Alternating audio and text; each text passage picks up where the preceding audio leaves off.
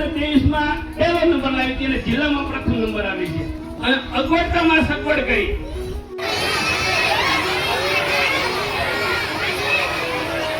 છેલ્લા 10 વર્ષોમાંથી 9 વર્ષ આ શાળાને સતત A ગ્રેડ મળ્યો છે. બાળકો નીચે બેસી જાઓ.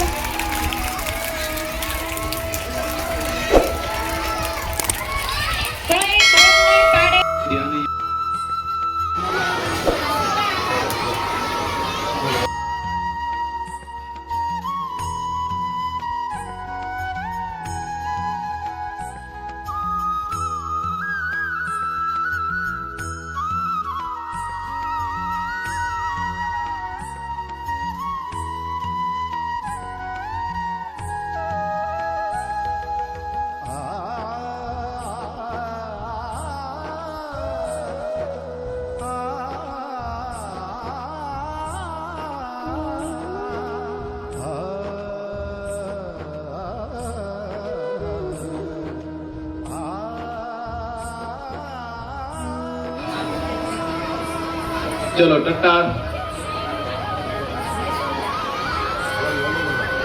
सामे ऊपर सामे ऊपर सामे ऊपर सामे અને અદબ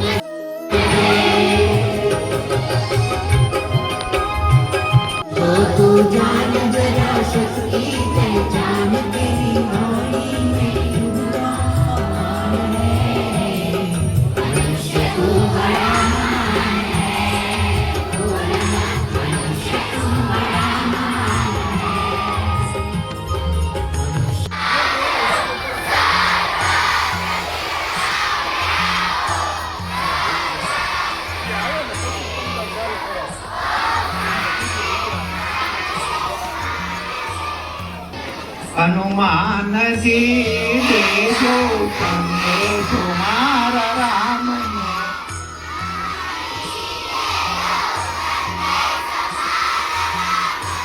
हनुमान जी देजो संदेशो मारा राम ने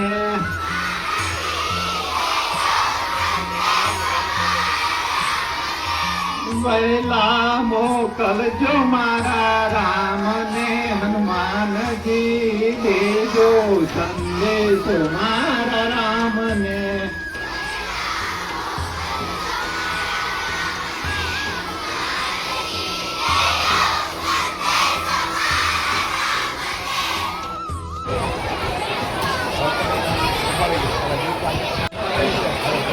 શરૂઆત કરીએ દિયો વર્ણવેશ જેના સૌ શાંતિથી સાંભળજો. છેલ્લા 10 વર્ષોમાંથી 9 વર્ષ આ શાળાને સતત A ગ્રેડ મળ્યો છે. સૌથી વધુ વખત A ગ્રેડ મેળવનારી વઢવાણ તાલુકાની ગૌરવ સન્માન શાળા છે. સારજ વર્ગખંડની અંદર આ શાળામાં 593 જેટલા વિદ્યાર્થીઓ અભ્યાસ કરી રહ્યા છે. ઘણી બધી અગવડતામાં પણ સગવડતા કરી શ્રેષ્ઠ પરિણામ લાવે છે. આ શાળા સુરેન્દ્રનગર જિલ્લાની શ્રેષ્ઠ શાળામાં ગણના થાય છે. છેલ્લા 7 વર્ષમાંથી આ શાળા પોતાનો આગવો શાળા કક્ષાનો ભવ્ય વિજ્ઞાન મેળો યોજે છે, જેમાં ધોરણ 6 થી 8 ના તમામ બાળકો ભાગ લઈ 200 થી વધુ પ્રોજેક્ટ રજૂ કરે છે. રાજ્ય પરીક્ષા બોર્ડ દ્વારા લેવામાં આવતી NMMSની સ્પર્ધાત્મક પરીક્ષામાં આ શાળા દર વર્ષે 100% પરિણામ લાવી જિલ્લાનું નામ રાજ્યમાં ગુંજતું કર્યું હતું. સૌપ્રથમ તો આજના આ ભવ્ય પ્રગતિના પ્રવેશ ઉત્સવમાં ઉપસ્થિત સૌ આદરણીય મહાનુભાવો, માનનીય ગુરુજનો, વાલીઓ, મારા સાથી મિત્રો અને બાલવાટિકાના ભૂલકાઓનું અમે હાર્દિક સ્વાગત કરીએ છીએ. ફૂલ જેવા ભૂલકાઓ શાળામાં પ્રવેશ કરી રહ્યા છે અને આ એક ખૂબ આનંદનો અવસર છે. શિક્ષણ એક જ્ઞાનનો દીવો છે જે આપણા જીવનમાં અજવાળું પાથરે છે. કાર્યક્રમની શરૂઆત આપણે દીપ પ્રાગટ્ય દ્વારા કરીશું. હું ઉપસ્થિત મહેમાનશ્રી તેમજ શાળાના આચાર્યશ્રીને વિનંતી કરું છું કે દીપ પ્રાગટ્ય દ્વારા કાર્યક્રમને ખુલ્લો મૂકે.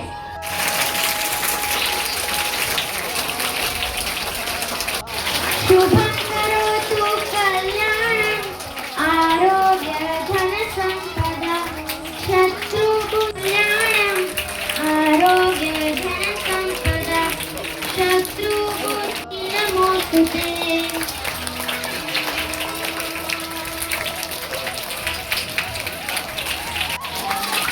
ઈશ્વરની આરાધનાથી આ કાર્યક્રમને આગળ વધારીશું.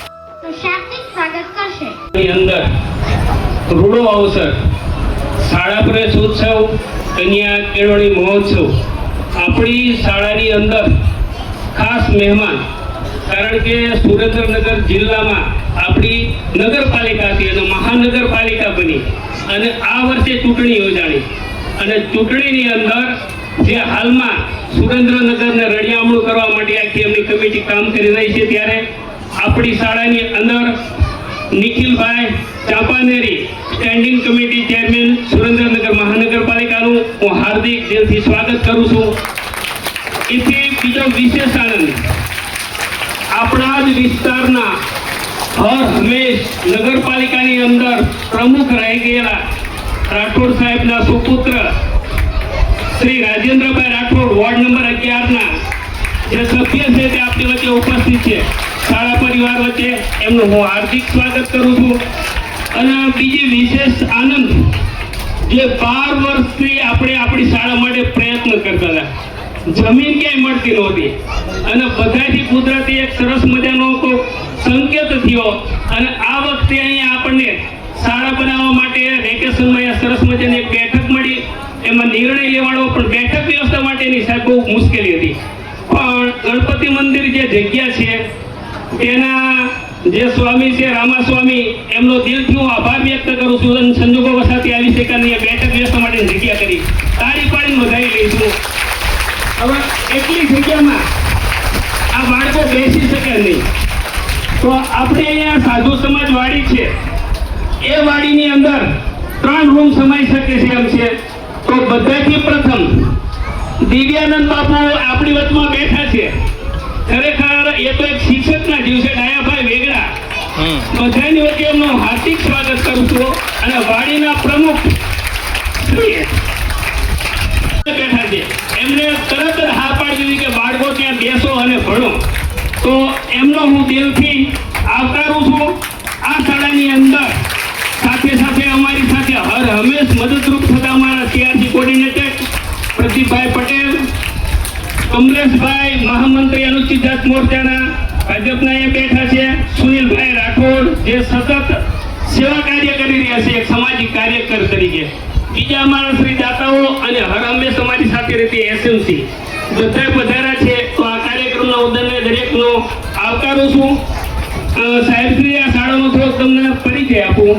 આ શાળા 2003માં 15 છોકરાઓથી શરૂઆત થઈ હતી. એક સામાન્ય શેડમાં બેઠા હતા. 15 થી 20, 25, 200, 300 સુધી હતા. આચાર્ય તરીકે 14 વર્ષ થયા. આ શાળાએ ઉત્તરોત્તર એવી પ્રગતિ કરી છે સાહેબ કે 4 ખંડની અંદર NMS ની પરીક્ષા 2012 થી આ શાળા પહેલો નંબર લાવે છે અને રાજ્યમાં NMS ની પરીક્ષા 2012 થી આ શાળા પહેલો નંબર લાવે છે અને રાજ્યમાં 2023માં પહેલો નંબર લાવી છે અને જિલ્લામાં પ્રથમ નંબર આવે છે. તો વાલીગણ, દરેક શાળા પરિવાર અને બધાનો સાથ સહકારથી આ શાળા ઉત્તરોત્તર પ્રગતિ કરે છે અને સરસ મજાનું કાર્ય કરી રહી છે. કોઈ પણ કાર્યમાં 5 પૈસાની જરૂરિયાત હોય તો આ વાલીગણ તરત જ હાજર હોય છે. આજના દાતાઓને કોઈને કહેવા નથી જવું પડ્યું. સામાન્ય માણસ હોય તો કે હું 25 છોડ ગણેશ ગરીબ બાળકોને આપીશ. ભાઈને ઓળખતો નથી કે હું ચોપડા 150 દરેક ગરીબ બાળકો માટે આપીશ. એવી રીતે કોઈ પણ દાતા તરફ વિનોદભાઈ વાઢેર છે, આ વિસ્તારમાં રહેતા નથી. મારી ઉપર ફોન આવ્યો કે આ બાળકોને તમારા શાળા પ્રવેશોત્સવમાં શું આપવું છે. મેં કીધું દફતર તો એ ધોરણ 8ના બાળકો છે ને એ ગઈ વખતે NMS ની તૈયારી કરતા હતા.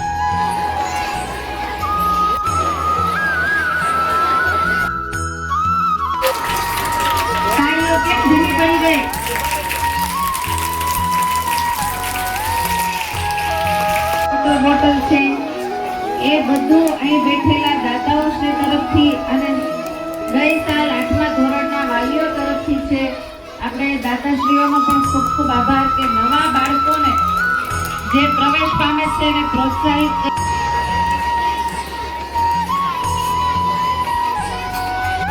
થઈ ગયો છે. તમામ જીવ વિદ્યાર્થીનો પ્રવેશ થઈ ગયો છે.